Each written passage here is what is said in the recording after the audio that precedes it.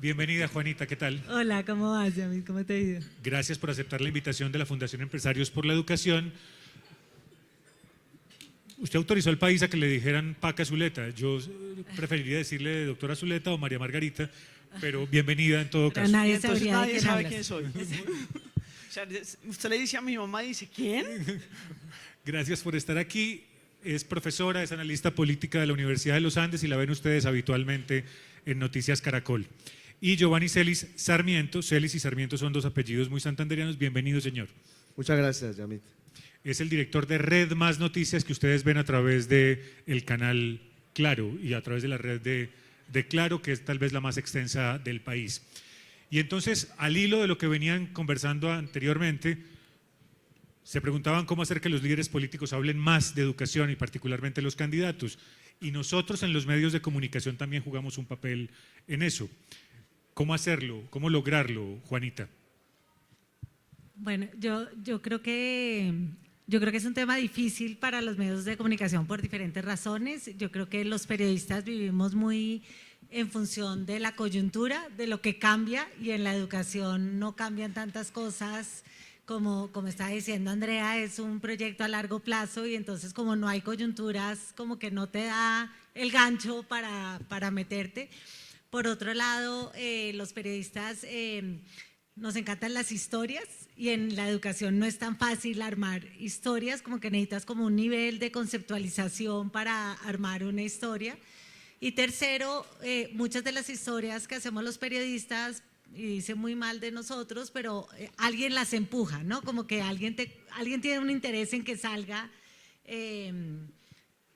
Y no digo que es que estemos vendidos a alguien, sino como que alguien te da la chiva, ¿no? Hay alguien y me parece que la educación no tiene suficientes como promotores para armar las historias.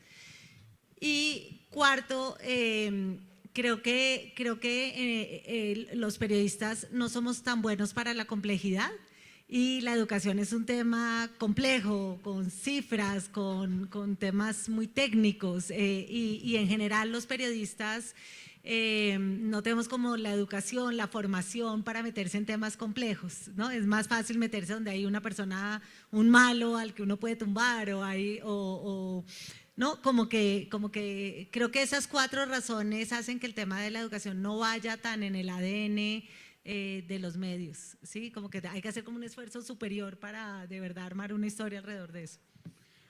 ¿Alguna vez con el exministro Guillermo Perry, que en paz descanse, con el exministro Roberto Junguito, que en paz descanse, y con el excontralor sucreño, Antonio Hernández Gamarra, de CINCE Sucre, hablábamos sobre las universidades que forman a la élite de este país y por supuesto la Universidad de los Andes es la más visible de ella. En la Escuela de Gobierno hablaban de estos temas, usted la dirigió en algún momento, me pregunto si de verdad hacía parte de esto de la conversación con los líderes que formaban allí. Constantemente. Es que si usted mira a los profesores de la Escuela de Gobierno, hay 3 personas que están dedicadas a la política pública en materia de educación. Otros que están dedicados un poco más hacia el ladito. Pero Sandra García, Darío Maldonado y Stephanie Mayerovics ocupan el 100% de su tiempo en la política educativa de este país y a veces de países de América Latina. Entonces, no, digamos, no hay duda, pero además tenemos una rectora que dedica su tiempo, antes de ser rectora, a hacer evaluación de impacto en materia de educación. Entonces, la Universidad de los Andes trabaja en temas de política pública, de gestión pública en materia de educación, de finanzas públicas en materia de educación, todo el tiempo. Digamos, es parte de sus banderas. Lo que pasa es que la fijación de agenda es un poco más compleja. No se trata de que haya unos académicos juiciosísimos trabajando en esos temas, sino que la fijación de agenda es difícil. En las clases que me toca dictar a mí, hay 2 clases en donde uno lo que hace es hablar de cómo se fija agenda. Y la agenda se fija de acuerdo con la corriente política, la corriente de política pública, Diego, ¿cierto? Y los problemas. ¿Y qué problemas hay? Entonces la agenda no se fija porque, la agenda se fija porque algo está pasando en la coyuntura.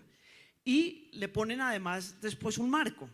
Entonces, cuando los resultados de las pruebas PISA, entonces todo el mundo habla un ratico del tema.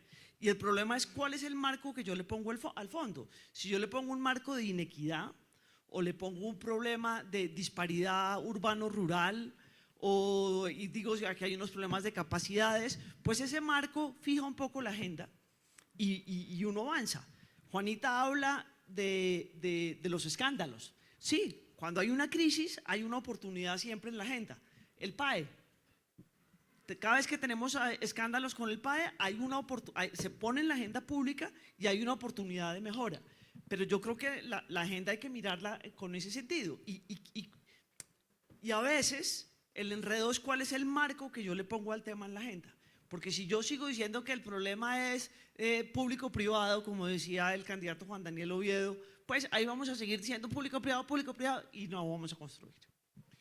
¿Cómo lograr que en los medios de comunicación esté esta agenda de la educación? Hoy, con toda seguridad, en Red Más Noticias, ahí está mi amigo el camarógrafo Ernesto Simba, que va grabando cada una de estas. No, ahí está mi jefe.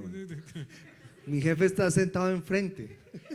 Bueno, pues mejor todavía porque sueño, Giovanni, que algún momento hagamos un programa en el Canal Claro, en Red Más, en el que podamos hacer un programa, así sea semanal, de educación.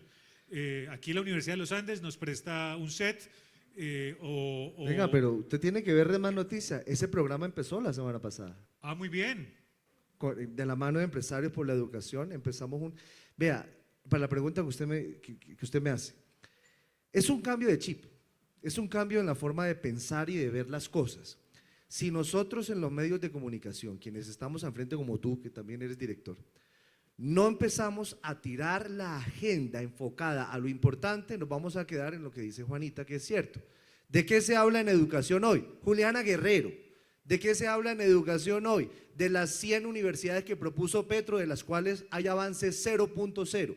¿De qué más se habla en la educación? De la universidad esa que regala títulos por 3 pesos. ¿De qué más se habla en educación? Escándalo tras escándalo tras escándalo. Pues ahí llegó el momento en que nosotros como directores de medios nos pongamos la mano en el corazón y digamos, no más. Realmente si no tomamos la educación en serio, como algo fundamental para un cambio social, vamos a seguir en la misma dinámica de que si no es noticia, no me da rating, no lo saco. Pues en Red Más realmente tomamos la decisión. Puede que no sea noticia, pero es que es importante que nuestro público entienda que si no se le apuesta a la educación en serio, se entiende el problema en serio, se le dictan o se le comunican a los candidatos cuáles podrían ser las soluciones en serio, esto no va a cambiar en serio y vamos a seguir de escándalo tras escándalo. Yo le dije a los periodistas después de la charla que tuve con Andrea, si yo fuera presidente te tendría de ministra de Educación sin duda. Yo les dije a los periodistas, cojan este libro, léalo para que entienda por qué pasa lo que pasa en Colombia. Yo soy convencido que tuviéramos una buena educación, no tendríamos 7 guerrillas, 20 grupos guerrilleros, 30 paramilitares y estaríamos en la sociedad que estamos. La base de una Colombia moderna, una Colombia enfocada en las nuevas tecnologías, una Colombia incluida en el mundo es la buena educación. Y nosotros como medios de comunicación somos pedagogos, en el fondo somos pedagogos y tenemos una responsabilidad. Yo creo que no se le puede cargar a los candidatos la responsabilidad, ni a Andrea, ni a los empresarios, sino los medios también tenemos una responsabilidad de decir, hombre, sí, yo voy a apostarle a que Laura Rodríguez haga una nota, pero de lo que se debe hacer, no de que si Juliana Guerrero la imputan la otra semana, no la imputan la otra semana, de si los 500.000 millones de pesos de Findeter que se perdieron, no, haga eso a un lado por un momento y juguémoslo para hacer una cosa distinta. Yo creo que el compromiso también está de este lado, Yamito. En la continuidad de los noticieros, Giovanni, yo ya no soy director, pero en la continuidad de los noticieros de televisión podríamos armar un bloque. Pues claro, si hay una protesta de FECODE o de la ADE, pues que ese no sea el único tema de educación del que hablemos hoy. Si no, preguntémonos qué pasa, ¿cierto?, con las mediciones de esos profesores que están sindicalizados. Pues sea disruptivo y no lo saque. A eso es a lo que juego yo. Sea disruptivo y no lo saque. Sí, que rompieron 25 casas, pues no lo saque. ¿Qué pasa? ¿Se cae el mundo? No. ¿Se va el rating para el chorizo? No. Pues sea disruptivo, no lo saque, apuéstele a esta nota, a ver qué pasa. Juanita, ¿y cómo hacer que sea sostenible esa apuesta en el día a día? Porque ustedes tienen la silla académica, pero claro, esa es otra cosa. Esos son los académicos mostrando puntos de vista y mostrando qué es lo que hacen dentro de las universidades del país. Sí, pues yo me pregunto, Giovanni, digamos, si ese segmento tú lo estás haciendo porque lo tienes financiado o porque es una iniciativa propia. Ay, yo se lo quiero responder, porque quiero. Ok, porque eso Porque me es una parece iniciativa que es, propia. porque yo siento que eso es pues una iniciativa, digamos, o sea, eso me parece súper valiente, no me parece fácil que se vuelva una cosa general porque los medios están en una crisis, tienen poquitos periodistas y porque cada organización tiene cada profesión tiene como una cultura mental. Y la cultura mental de los periodistas sí va tras cosas más de coyuntura o cosas que te traen mucho tráfico o cosas que te ayudan a la sostenibilidad. Y entonces siento que la educación casi que es difícil que quepa en cualquiera de esos. En la silla vacía, digamos, nosotros realmente no tendríamos capacidad de tener un periodista dedicado a cubrir educación. ¿No? Porque, pues entonces, ¿qué? Quitamos el de seguridad, quitamos el que cubre el Congreso, quitamos, sí, o sea, hay una lógica interna que lo hace muy difícil, ¿sí? Como que en la silla vacía, si nosotros quisiéramos hacer algo de educación, tendría que ser como un especial, como que uno dice, voy a hacer una serie de cuatro historias sobre qué piensan los candidatos sobre educación, pero no habría forma de hacer sostenible un cubrimiento en educación. Me parece que tiene uno que tomar una decisión como la de Giovanni, que dice, bueno, esto me parece que es lo más importante para el país y entonces la voy a apostar. Pero si la audiencia no responde a eso, sí, si a ti el rating se te cae cada vez que tú haces un programa, eso tú lo sostienes un rato, pero después de un rato se te vuelve insostenible. No, es que hay formas. Usted la pone en medio de dos noticias que tengan buen rating y no se cae. O sea, opciones hay. O sea, de poderlo claro, ubicar en siempre una hay parrilla. como Ahí una está la persona manera, que lo encuentra como una causa muy profunda, la pero comba yo al palo. creo que… Por ahí usted lo puede poner, pero hay que apostar. Esas, creería yo, si, ya, para acá, si no lo hacemos nosotros, desde ya, no vamos a poder pretender un cambio real, creo yo. Y creo que este es el momento coyuntural, porque hay una cosa que se llama las nuevas tecnologías, esta nueva forma de pensar, la nueva generación. Mis hijos, mi hija de 12 años, mi hijo de 9 años, merece un mejor país, no dejar la misma cosa que hemos vivido nosotros. Pues si yo puedo aportar algo, lo aporto, y va a ser eso. Profesora Zuleta, decíamos hace un ratito que Este hombre es muy serio, ¿no? Es que además me cuesta decirles por el nombre de pila, sería capaz de decirle señor Celis y señora León. Mire, hablamos hace un ratito sobre la dificultad de que los dirigentes políticos hablen de esto, hemos venido girando sobre ese eje, pero hay una cosa más importante y es cómo capturar votos con eso.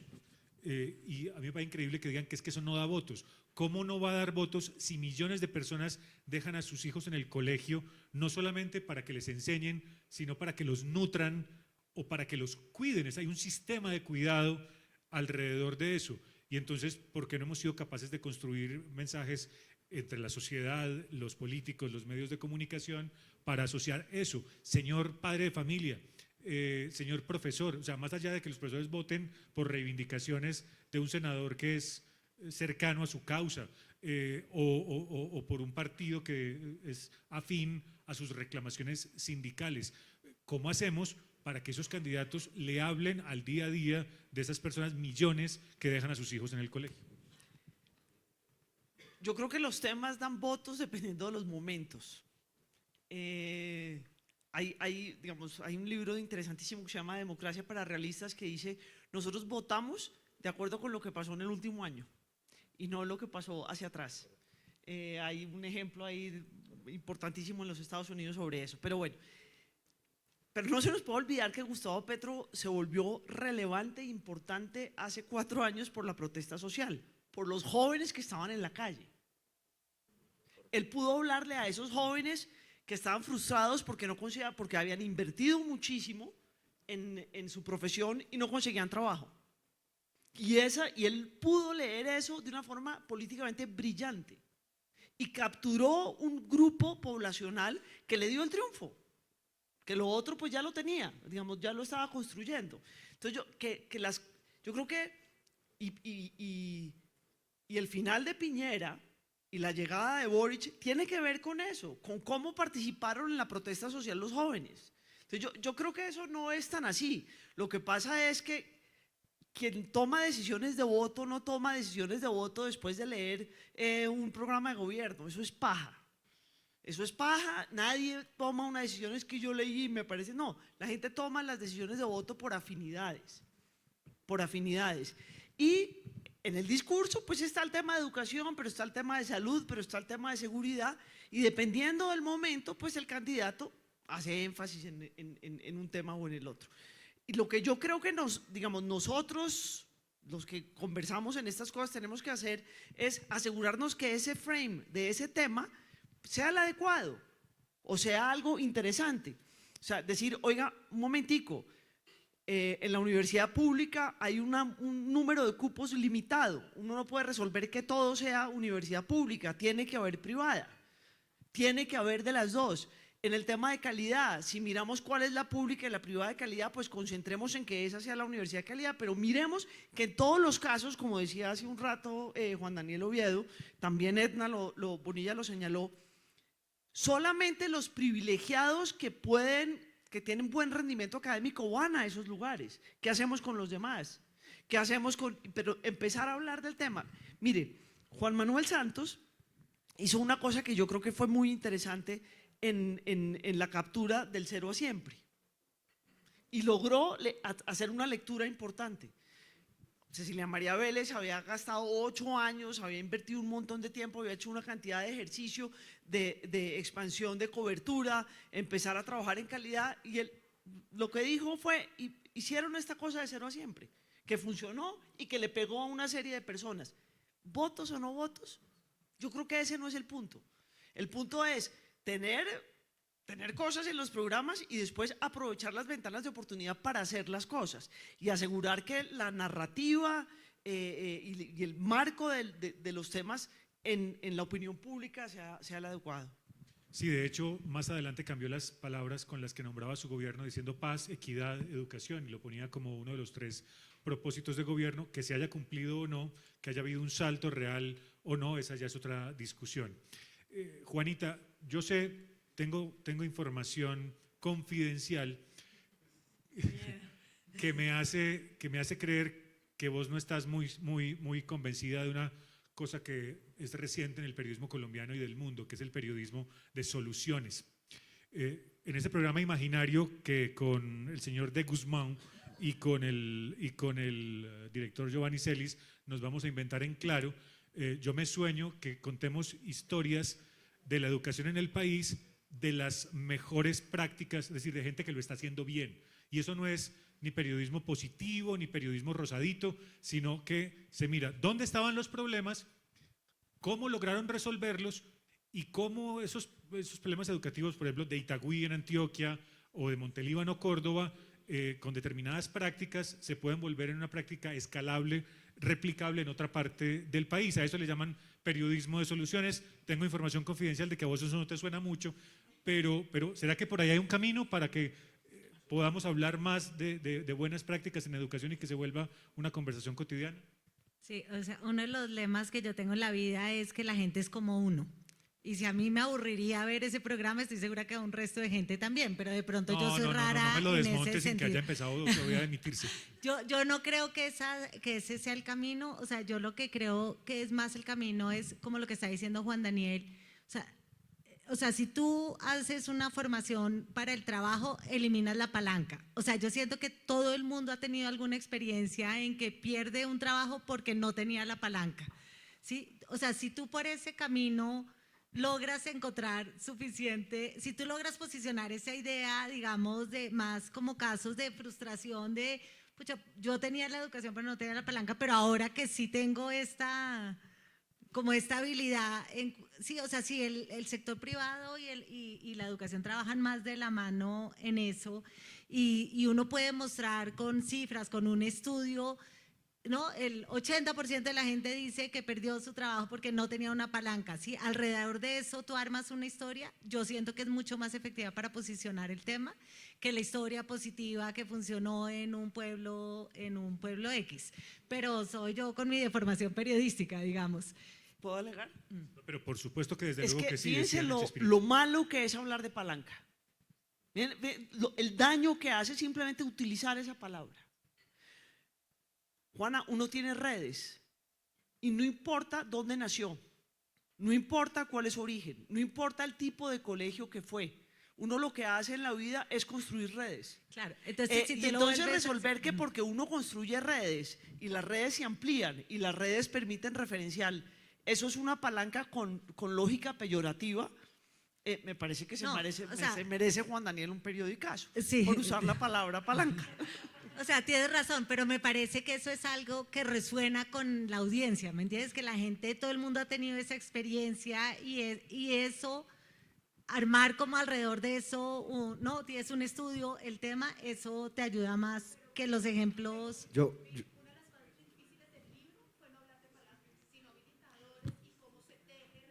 Pero ¿sabe una cosa, Andrea, doctor Palacio, perdón? Hay una, Más tú, doctor, más doctor serás vos. tú- La directora tú hablabas de afinidades, pero yo también hablo de consecuencias. Las nuevas tecnologías están haciendo que los jóvenes, cuando salen formados, se encuentren y se enfrenten a un rechazo, porque están quedando mal educados. Se están dando cuenta que el sistema no los está preparando para el mundo real, el sistema no los está preparando para el mundo, para el exterior, los está preparando para ser empleados aquí en Colombia y eso está haciendo que las nuevas generaciones sí valoren las experiencias positivas. Yo estoy en contra, con todo cariño, Juanita, sabe que la quiero mucho, pero yo estoy en contra de eso porque yo creo que hoy en día la nueva generación no quiere partir desde la frustración de algo negativo, sino desde algo positivo, porque la gente necesita creer en algo y decir, si él pudo, yo por qué no, yo también puedo, O sea que sí, yo también sí se puede quiero. periodismo de Yo soluciones. creo que sí, porque llevamos muchos años haciendo un periodismo negativo que fue importante, pero yo creo que la llegada de las nuevas tecnologías hace que empecemos a verlo desde lo positivo, porque sí siento que los jóvenes se están enfrentando a una barrera cuando llegan y se dan cuenta que no quedaron bien preparados, que están por debajo frente a otros de otros países o de otros lugares. Y es el momento de exigir y de apostarle a esto, a lo que dice, a encontrar el problema y empezar a formular los caminos para hacerlo bien. Si los debates de los candidatos fueran como los nuestros, serían mucho más taquilleros. Juanita le responde a Giovanni. No, no le va a responder a Giovanni porque son simplemente dos visiones y no sabemos cuál de pronto la de Giovanni es mejor, pero lo que yo sí siento es que uno puede utilizar mucho más coyunturas, no sé, lo de Colfuturo, o sea, eso era una gran oportunidad de… Lo del ICETEX, lo de la ICETEX, rectoría de la Nacional. Sí, o sea, como entender las lógicas tradicionales de los medios y cómo te insertas en ese momento en la coyuntura con otra información y con otro framing, como dice Paca. Creo que eso hace que sea más sostenible el tema de la educación. O si tú estás súper interesado, tú le dices al tiempo, mire, yo le pago el periodista de educación y entonces usted lo cubre como un proceso transversal. Yo creo que sin alguno de los dos incentivos es muy difícil mantenerlo, salvo que tengas, digamos, alguien que tenga como una convicción tan clara como Giovanni en un medio, decir, esa es mi apuesta personal, ¿sí? Y entonces es mi obsesión y yo la avanzo, pero no es tan fácil encontrar en todos los medios a alguien así. Giovanni, para nuestro hipotético programa de educación podríamos ir a grabar. Hombre, que ya arrancó la semana pasada. Podríamos ir a grabar a Confama, que Confama ya tiene un claustro de educación en el centro de Medellín, o en ICESI en Cali, o en la Universidad del Norte, nos prestan el set. Piénselo, piénselo y hablamos. Yamid me presentó a mi actual esposa, entonces por eso me manipula. Yo ya estoy pensando en la descentralización del programa. Paca, ya que entramos en confianza, es que tengo que tomar agua e impulso, porque ustedes dejaron ahí una cosa en punta que yo tengo que replicar. Yo soy egresado de la primaria de la Escuela Fe y Alegría, pública. Soy egresado de un colegio público, el Atanasio Girardot, de un pueblito de Antioquia. Yo soy egresado de la universidad pública y a mí no me pueden decir que es que la élite intelectual del país está en la universidad pública. No necesariamente. Hay un esfuerzo enorme por uno pasar un examen de admisión y llegar a la nacional, a la del Valle, a la de Antioquia, en fin. Y a mí, Paca, no me puedes decir que las palancas y o que las redes no determinan que en qué universidad estudiaste, en qué colegio estudiaste, con quién te juntaste en la vida, no determina buena parte de lo que te va a suceder después. Con lo cual, claro, las redes per se no son malas, ¿cierto? Pero mi pregunta es cómo lograr, a propósito de eso que dijiste, lograr que incluso la gente que viene de la educación pública pueda tener unas redes que le permitan acceder al mercado de trabajo en igualdad con los que tienen apellidos, salieron de una universidad de élite o principalmente en Bogotá, donde es muy importante de qué colegio saliste. Pero lo acaba de decir Giovanni, el punto es la calidad de la formación. O sea, las redes las dan los lugares, digamos, si te ganaste la lotería de la vida, pues te queda más fácil construir unas redes donde te va mejor. Si no, porque tenemos que partir de que obviamente todos queremos mayor equidad, pero tenemos que partir de la realidad que tenemos. Pero no importa en dónde naciste, tú creaste redes. Y cuando llegaste al colegio, si te fue bien o te fue mal o te fue regular, si peleaste, si jugaste fútbol, si no lo hiciste, creaste otras redes. En la universidad pública, en la privada, en la regular, en la excelente, en la que sea, en la nacional, en la extranjera, creaste redes. Usaste el ejemplo de Antonio Hernández Gamarra. No me da ninguna pena utilizarlo porque yo soy discípula de él también. Mira, Antonio estudió interno, nació en Cincé, estudió interno en el colegio en Cincelejo.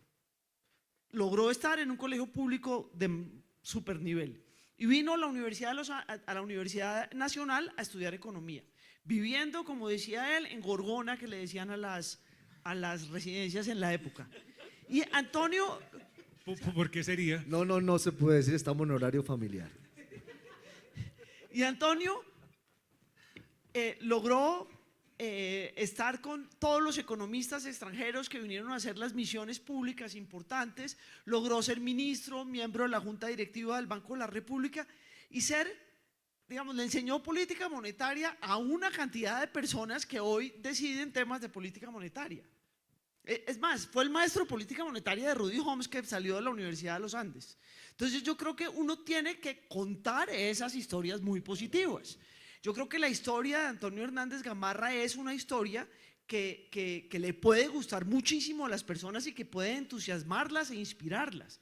Pero tenemos otra cantidad de historias súper positivas de educación y de gente que construye las redes. Él, digamos, nunca debió jugar fútbol, no tengo ni idea, pero no me lo imagino pues que iba a jugar fútbol. Pero tenemos otros que construyeron sus redes académicas de futuro a partir de jugar fútbol y de conocer gente jugando fútbol y jugando tenis. Digamos, hay otras opciones y crean esas redes y se superan. Yo creo que contar esas historias y contar que esas ventanas de oportunidad no son solamente para la política pública, sino para los individuos es muy importante. En esa conversación que les conté hace un ratico que habíamos tenido con Antonio Hernández Gamarra y con Junguito y con Perry, él muerto de la risa les decía que le había costado mucho abrirse paso entre tanto uniandino, porque los uniandinos se llamaban entre sí a los cargos y entre tanto cachaco decía siempre. Sí, es verdad. Así que, Juanita León, gracias por haber estado con nosotros. No, gracias a ustedes. Si hay alguna frase final que quieras decirles a los empresarios sobre esto, adelante. No, yo creo que simplemente entender la lógica de los medios, ayudar, o sea, dado el problema económico que sufren hoy los medios, yo creo que poca plata hace mucho en los medios para posicionar temas y suena horrible, pero es así. Entonces creo que eso se puede aprovechar, ¿sí? O sea, desde financiar especiales para ver las grandes personas cómo estudiaron y cómo llegaron, hasta financiar un periodista a tiempo completo en la televisión. Eso vale poco y lleva lejos. Giovanni, en un titular. El titular para los empresarios es sencillo: las buenas noticias sí son noticias. Sáquese de la cabeza que tiene que haber un muerto, una masacre para que sea una noticia. No, existimos periodistas, existen noticieros como Red Más, en donde las buenas noticias sí son noticias. No nos están pautando un peso, es porque creemos en un cambio social. Sí, las buenas noticias también son noticias. Colombia tiene que aprender a entender eso si quiere crecer. Giovanni, gracias. Paca. Si nosotros no recuperamos las historias positivas de los colombianos, vamos a pensar que todas las historias de los colombianos son dramáticas.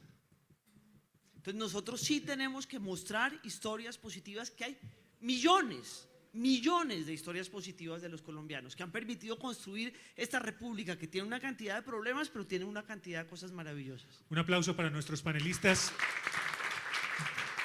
Después, muy merecidos aplausos. Después de esta conversación hemos llegado al final de la Asamblea Anual Ordinaria 2026. Agradecemos a todos los presentes, a quienes nos acompañaron de manera virtual. Esperamos contar con su apoyo y con su liderazgo para nuevos logros y nuevas metas cumplidas este año. Feliz día para todos y todas.